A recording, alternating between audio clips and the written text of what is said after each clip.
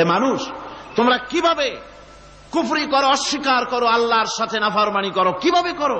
যে আল্লাহ তুমি ছিলে মৃত্যু, তোমাকে আল্লাহ পাক জিন্দা করেছেন, এই জিন্দা থেকে আবার মৃত্যু করবেন, আবার মৃত্যু থেকে তোমাদেরকে জিন্দা করবেন, আবার সেই আল্লাহর কাছে তোমাদেরকে ফিরে আসতে হবে।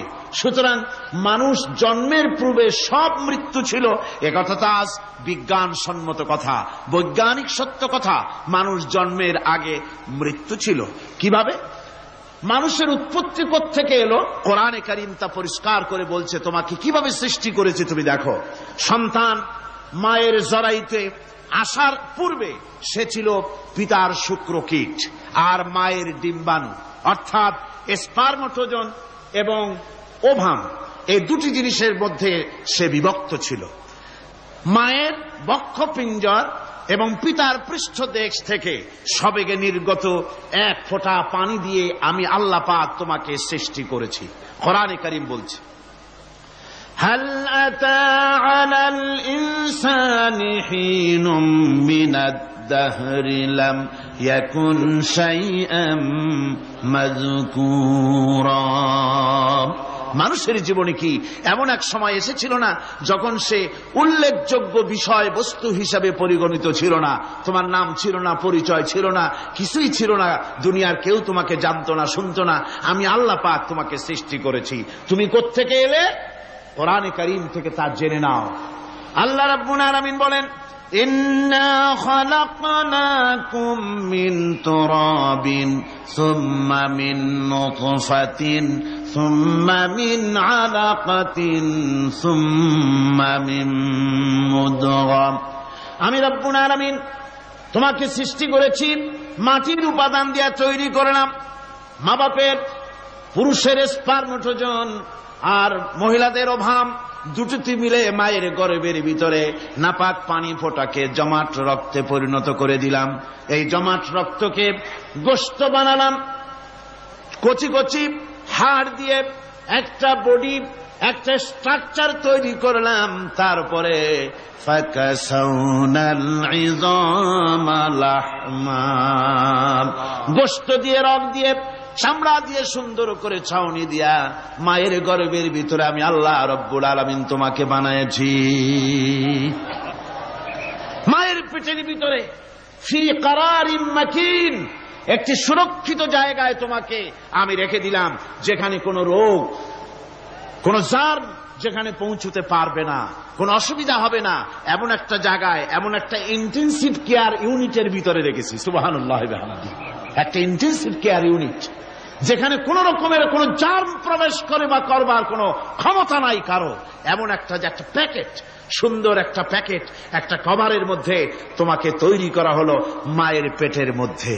তারপরে আজকে তুমি কুফরি করতেছ, আজকে আমাকে অস্বীকার করছো। ওই গর্ভের ভেতরে আমি ইচ্ছে করলে রক্তের পিণ্ডের আকারে মায়ের গর্ভ থেকে আবর্ষণ করে দিতে পারতাম, দুনিয়ার মুখ দেখতে পারতে না। মায়ের পেটের ভেতর থেকে মরা সন্তান হিসাবে বের করে দিতে পারতাম, বিকলাঙ্গ করে বের করে দিতে পারতাম, পঙ্গু করে বের করতে পারতাম, পারতেন না? আল্লাহ রাব্বুল আলামিন বলেন, কেমনে বানালাম? খালাকাল ইনসান, মানুষ আমি সৃষ্টি করেছি মায়ের পেটের ভিতরে বসে। যখন ক্ষুধার উদ্রেক হলো, রুহু যখন এসে গেল, ক্ষুধা লাগলো, খাবারের প্রয়োজন হলো, আমি কেমনে খাওয়ালাম? দুনিয়ার কোন মা বাপ, কোন নেতা, কোন ডাক্তার, কোন চিকিৎসা বিজ্ঞানী মায়ের পেটের সন্তানের খাবার সরবরাহ করতে পারে না। আল্লাহ পাক বলেন, তুমি কি খাবে? ব্যবস্থা আমি করেছি। মায়ের মাসিক অসুখকে বন্ধ করে দিয়ে মায়ের নাভির সঙ্গে তোমার নাভির সাথে তার লাগাইয়া দিয়েছি, আর ওই তারের মাধ্যমে রক্ত বের করে দিয়া মায়ের রক্ত দিয়ে তিল তিল করে তোমারে বড় করেছি। রক্তটা মুখে লাগাই নাই, মুখে লাগলে পরে নাপাক রক্ত, মুখটা নাপাক হয়ে যাবে। নাভির ভিতর দিয়ে পাস করে দিলাম, মুখটাকে পবিত্র রেখে দিলাম, যাতে করে দুনিয়ায় আসার পর আমার পবিত্র বানানো মুখখানা দিয়া এই দুনিয়ায় বসে তোমার আল্লাহর পবিত্র নামের জিকির করতে পারো। এমন সুন্দর করে মায়ের পিঠের ভিতরে তৈরি করলাম, হাত দিলাম, পা দিলাম, সুন্দর করে বানালাম, এমন নিখুঁত করে বানালাম, তাকায়া দেখো নিজের দিকে, সুন্দর করে বানালাম। এরপরে কি করলাম, সুম্মা নুখরিজুকুম তিফলা, বাচ্চার আকারে মায়ের পেট থেকে আস্তে করে বের করে নিয়ে আসলাম। সুবহানাল্লাহি ওয়া বিহামদিহি, আস্তে করে মায়ের পেট থেকে নিয়ে এসেছি পৃথিবীর বুকে। পৃথিবীতে যখন আসলে তখন তোমার অবস্থাটা কি ছিল? ক্ষুধার যন্ত্রণায় যদি মরেও যেতে, কান্দা ছাড়া ভাষা নাই। ভাষা আছে? কোন হুঁশ ছিল আমাদের? কোন জ্ঞান ছিল? আল্লাহ রাব্বুল আলামিন বলেন, আল্লাহু আখরাজাকুম মিন বুতুনি উম্মাহাতিকুম লা তা'লামুনা শাইআ, মায়ের গর্ভ থেকে এমন অবস্থায় বের করে এনেছি যখন তোমার কোনো হুঁশ নাই, জ্ঞান নাই, কথা বলতে পারো না, পায়খানার ভিতরে পড়ে থাকো, ট্যাটা করে কান্দা ছাড়া পথ নাই, পানির পিপাসায় গলা শুকায় যায়, কান্দা ছাড়া পথ নাই, মনের তোমার মুখের কোনো ভাষা নাই কান্না ছাড়া। আমি তোমার এমন আল্লাহ, আমি তোমার এমন স্রষ্টা, আমি তোমার এমন রব, তোমার ভাষা নাই বলে মায়ের কলিজার ভেতরে আমি তোমার প্রতি এক দুর্বিনীত মহব্বত পয়দা করে দিয়েছি। তোমার কান্না তোমার মায়ের বুকের মধ্যে শেল বিঁধে যায়। তুমি যখন কাঁদো, কান্নার আওয়াজ যখন মায়ের কানে চলে যায়, হাজারো কাজ ফেলে মা দৌড়াইয়া বাচ্চারে কোলে নেয়। কি খাবে কেউ তৈরি করে না।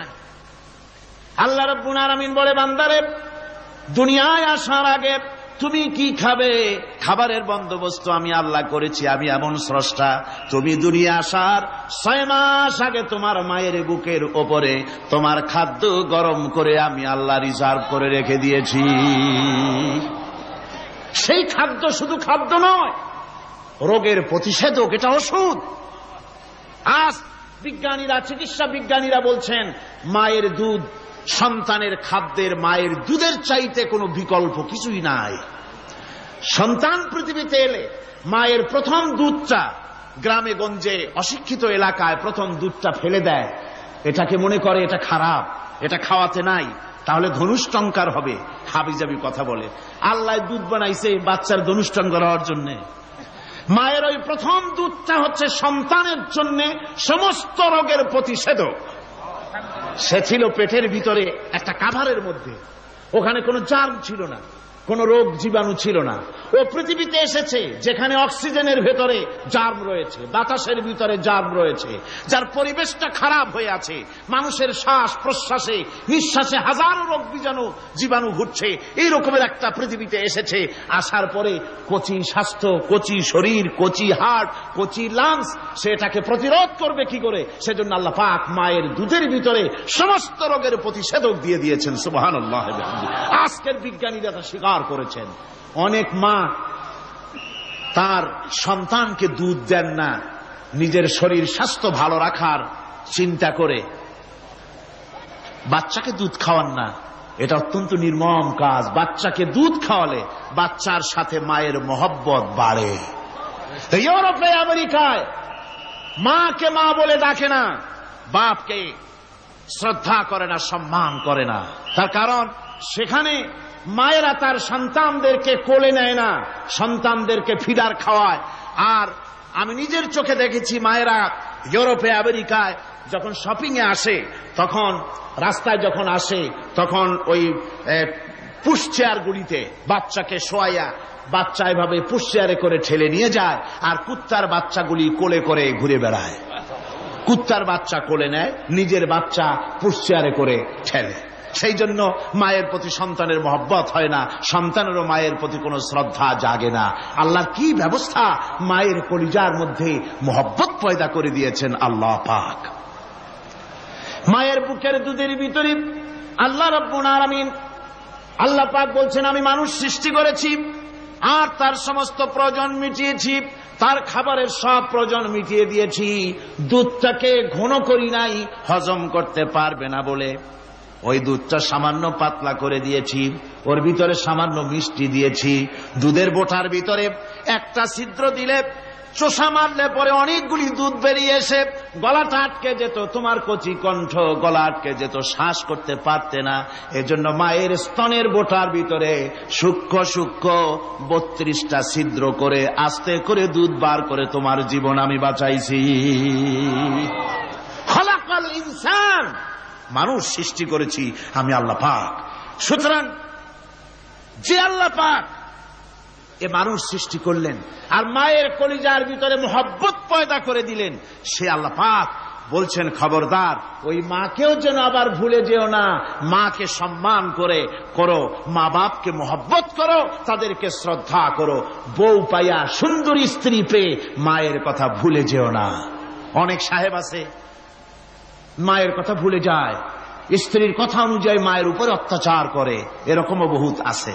আল্লাহ পাক বলছেন শোনো, وَقَضَى رَبُّكَ أَلَّا تَعْبُدُوا إِلَّا إِيَّاهُ وَبِالْوَالِدَيْنِ إِحْسَانًا।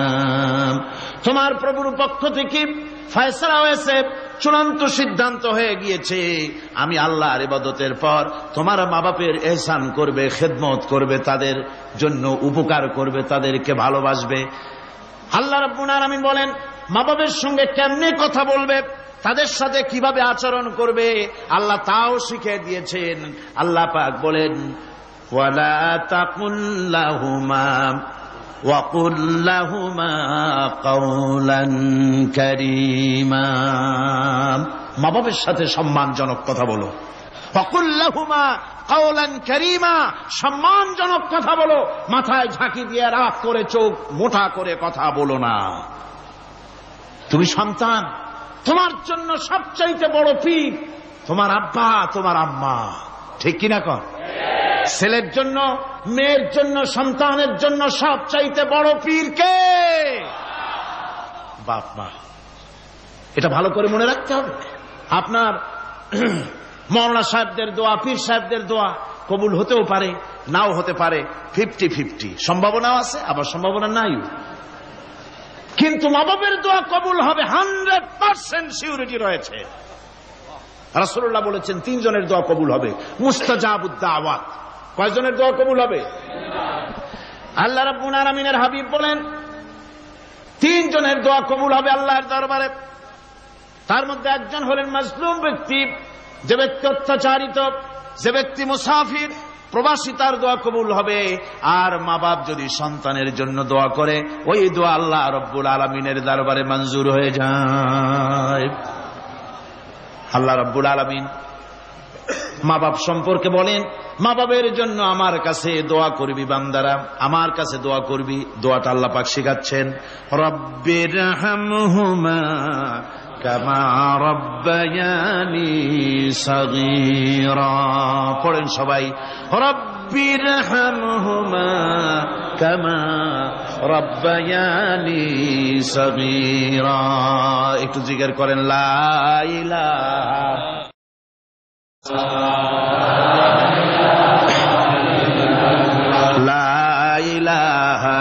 ইল্লাল্লাহ, লা ইলাহা ইল্লাল্লাহ, লা ইলাহা ইল্লাল্লাহ, লা ইলাহা ইল্লাল্লাহ মুহাম্মাদুর রাসূলুল্লাহ।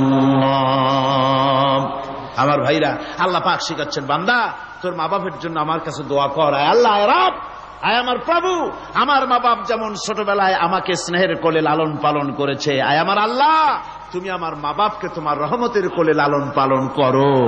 আল্লাহ শিখাই দিয়েছেন। আমার ভাইরা, প্রত্যেক নামাজের পরে এই দোয়াটা ভুলে যাবেন না। ভুলে যাবেন? ভুলে যাবেন?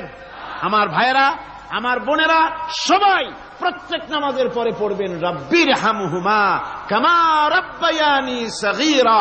এই দোয়া করতে কেউ ভুলে যাবেন না। আল্লাহ রাব্বুল আলামিন বলে, বান্দারে ওয়াসাইনাল ইনসানা বিওয়ালিদাইহি ইহসানা হামালাতুহু উম্মুহু কুরহা ওয়া ওয়াদাতুহু কুরহা।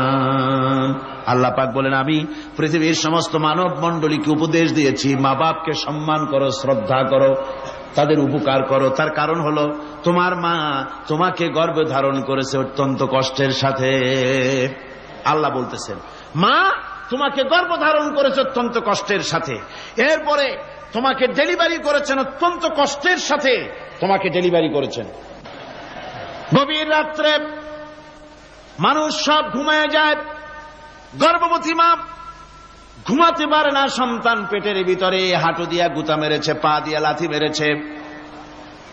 মা চরম শীতের রাত্রে, প্রচন্ড শীতের রাতে গায়ের লেপটা সরায় দিয়া মা একবার দাঁড়ায় আর একবার বসে, একবার দেওয়ালের সাথে হেলান দিয়া দাঁড়ায়, কষ্ট করে রাতটারে কাটায় দেয়।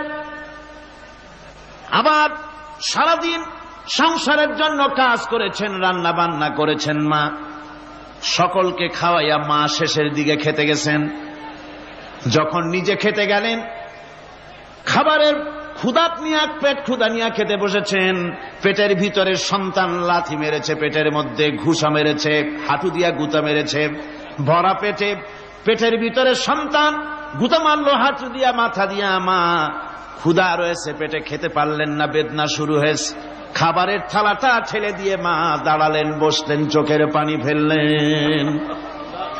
এভাবে করে মা একটা দুইটা দিন নয়, 10টি মাস পর্যন্ত সন্তানটাকে পেটের মধ্যে নিয়ে, একটা জীবিত মানুষ আর একটা জীবিত সন্তান পেটের মধ্যে নিয়ে নড়াচড়া করছেন, চলাফেরা করছেন।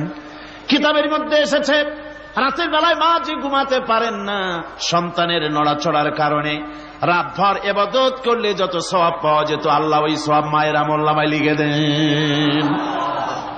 সন্তান পেটে থাকার কারণে খেতে পারে না, পেট ভরে ক্ষুধায় কষ্ট পায় মা, এই জন্যে 10 মাস ধরে রোজা রাখলে যে সওয়াব হতো, আল্লাহ রাব্বুল আলামিন মায়ের আমলনামায় রোজার সওয়াব লিখে দেন। 10 মাস পুরে গেল, সন্তান ডেলিভারির সময় চলে এলো। মায়ের মন বিমর্ষ, সন্তান ডেলিভারি হবে, না জানি মরে যাই নাকি, না জানি অপারেশন লাগে নাকি, কি অবস্থা হবে। মা খেতে পারে না, মুখটা শুকায়া যায়। ডেলিভারির সময় যখন আসে, মা বাবার কাছ থেকে বিদায় নিয়ে যায়, স্বামীকে একান্তে গোপনে ডেকে নিয়ে বলে, প্রাণের স্বামী, দীর্ঘদিন একসঙ্গে ঘর কন্যা করেছি, অপরাধ হয়ে যেতে পারে, আমারে মাফ করে দিও। আমার মনে হয় এবার আমি আর বাঁচব না, সংসার থাকলো, চাবি থাকলো, সব বুঝে নাও, আমারে মাফ করে দিও। মা চলে গেল সতিকা গৃহে, ক্লিনিকে চলে গেল, অপারেশন থিয়েটারে চলে গেল, অথবা ডেলিভারির জায়গায় চলে গেল। ডেলিভারি পেইন শুরু হয়ে গেল, বেদনা শুরু হয়ে গেল। এক একটা বেদনা যেন মায়ের এক একটা মৃত্যু যন্ত্রণা শুরু হয়ে যায়। এমন যন্ত্রণা, প্রসব বেদনা দুনিয়ার ভুক্তভোগী মা ছাড়া আর কেউ জানে না। এই চরম বেদনার ভেতর দিয়ে, চরম কষ্টের ভিতরে মা যখন একটা বাচ্চা প্রসব করলো, জিহাদের ময়দানের মতো মা রক্তাক্ত হয়ে গেলেন, সন্তান দুনিয়ায় এলো। মা তখন অস্থির থাকেন। এত বড় বিরাট কষ্টের ভিতরে আল্লাহ রাব্বুল আলামিন বলেন, সন্তান যখন ডেলিভারি হয়ে গেল, মায়ের মনের ভিতরে আমি তখন এই ফিলিংস, এই টেন্ডেন্সি জাগ্রত করে দিই, দেখ কি হয়েছে। মা তখন দেখতে চায় কি হয়েছে। মায়ের সামনে যখন এত কষ্টের, হৃদয় বিংরণ, কলিজার 32টি নাড়ি ছেঁড়া যন্ত্রণার সন্তান যখন মায়ের চোখের সামনে আসে, আল্লাহ পাক বলেন, মা যখন তার ছেলের মুখের দিকে তাকায়, মেয়ের মুখের দিকে তাকায়, আল্লাহ বলেন 10 মাসের পেটে ধরা কষ্ট আর ডেলিভারির সব কষ্ট মায়ের মন থেকে মুছে ফেলে দেই। আল্লাহ রাব্বুল আলামিন বলেন, খবরদার দুনিয়ার মানুষ, এমন মায়ের সাথে নাফরমানি করবি না, এ মায়ের সাথে নাফরমানি করবি না, মাকে সম্মান করবি, মার কাছে দোয়া চাবি। দুনিয়ায় যদি সম্মান চাও, রিজেক্ট চাও, মায়ের পায়ে ধরে কাঁদো। মায়ের জাতি অনেক সম্মান তার। রাসূল করিম সাল্লাল্লাহু আলাইহি সাল্লামকে প্রশ্ন করা হয়েছে, হুজুর খেদমত করবো কার? হুজুর কয় মায়ের। তারপরে কার? হুজুর কয় মায়ের। তারপরে কার? হুজুর বলেন মায়ের। তারপরে কার? তোমার পিতার। 3 গুণ, তোর মায়ের মর্যাদা 3 গুণ বেশি, তোর বাপের চাইতে মর্যাদা বেশি। সুবহানাল্লাহ পড়ে। আর আজকে ইসলামের শত্রুরা তারা বলে যে ইসলাম নারীর অধিকার আদায় করে নাই। নারীর অধিকার ইসলাম দেয় নাই তো কে দিয়েছে? আমার বন্ধুগণ, বিশ্বনবী জনাব মুহাম্মদ রাসূলুল্লাহ সাল্লাল্লাহু আলাইহি ওয়াসাল্লাম মসজিদে নববীর ভিতরে বসে আছেন। এক বৃদ্ধা মহিলা মসজিদের মধ্যে প্রবেশ করলেন। হুজুর বৃদ্ধাকে দেখে দাঁড়ায় গেলেন। বিশ্বনবী বুড়ি মেয়ে লোককে দেখে দাঁড়ায় গেলেন। আল্লাহর নবী বুড়িকে দেখে দাঁড়ালেন। বুড়ি যখন কাছে এলেন, আল্লাহর নবী নিজের গায়ের চাদর বুড়ির জন্য বিছায়া দিলেন। বুড়ি বসলেন। এরপরে কথাবার্তা সারার পর বুড়ি যখন বিদায় হবেন, হুজুর আবার দাঁড়ালেন। বুড়ি মহিলা চলে গেলেন। সাহাবায়ে কেরাম বলেন, ইয়া রাসূলুল্লাহ, কিছুই বুঝলাম না, একজন বৃদ্ধা মহিলার জন্য বিশ্বনবী দাঁড়ান আর গায়ের চাদর বিছান, আমরা বড় আশ্চর্য হয়ে গেলাম। নবীজি বলেন, ও আমার সাহাবীরা, তোমরা জানো না, এই মহিলা কি চিনতে পারো নাই? আমি আমার মায়ের দুধ আমার জীবনে কিসমতে তেমন হয় নাই। আমি আমার মায়ের দুধ তেমন কিসমতে পাই নাই। যার বুকে দুধ খেয়ে, যার কোলে কাখে চড়ে আমি বড় হয়েছি, আমার সেই দুধ মা ইনি হযরতে হালিমাতুস সাদিয়া, আমার সেই দুধ মা। রাসূলুল্লাহ নিজে সম্মান দিয়েছেন মায়ের। খবরদার, মাকে অসম্মান করবেন না, মাকে সম্মান করবেন, মাকে শ্রদ্ধা করবেন। আমার বন্ধুগণ, আলেম ওলামা পীর বুজুর্গদের জন্য হাদিয়া তো দেন, আপনারা কোনো নিষেধ নাই, দেন। হাদিয়া দেওয়াও সুন্নত, নেওয়াও সুন্নত, দিবেন, আমি কোনো নিষেধ করি না। কিন্তু আমি বলতে চাই, পীর বুজুর্গদের কাছে, আলেম ওলামাদের কাছে হাদিয়া দিয়া আল্লাহরে যত না খুশি করতে পারবেন, এই ডালিম বেদানার মৌসুমে বেদানা একটা ভেঙে নিজ হাতে যদি মায়ের মুখে তুলে দেন, আল্লাহর আরশ খুশি হয়ে যাবে, আল্লাহর আরশ আজিম খুশি হয়ে যাবে, আল্লাহ পাক খুশি হয়ে যাবেন। মায়ের খাওয়াও, বাপকে খাওয়াও, তোমার সবচেয়ে বড় পীর তিনি। সুবহানাল্লাহ পড়ে, সুবহানাল্লাহ।